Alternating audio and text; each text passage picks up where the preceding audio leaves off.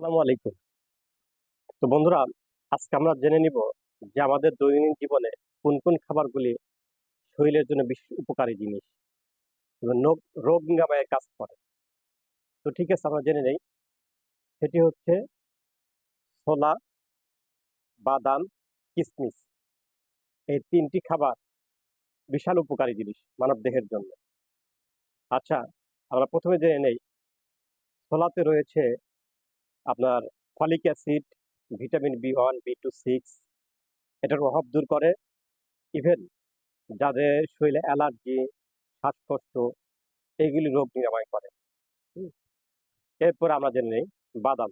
বাদামে আছে calcium. Even যারা ডায়াবেটিসের রোগী, এদের ক্ষুধামান্দা দূর করে। হুম। ডায়াবেটিসের রোগীদের জন্য অতি আবশ্যক এই বাদামটা। প্রচুর পরিমাণ ক্যালসিয়াম রয়েছে বাদামে রয়েছে। এরপর আসুন কিশমিশ। কিশমিশে রয়েছে পটাশিয়াম। কিশমিশটা এমন একটি উপকারী জিনিস যেটি হচ্ছে যাদের লিভারের সমস্যা রয়েছে, লিভারে পরিষ্কার করে। এবং যাদের কিডনি ফল্ট করে, যাদের কিডনি সমস্যা, এদের কিডনি উপর কাজ করে এই কিসমিসটা। এই জন্য প্রত্যেকেই আমরা আমরা রাত্রিতে এই কিসমিস, বাদাম, ছোলা ভিজিয়ে রেখে সকালে আমরা একত্রিত খেয়ে নিব। তাহলে ইনশাল্লাহ আমরা প্রত্যেকেই সুস্থ থাকবো।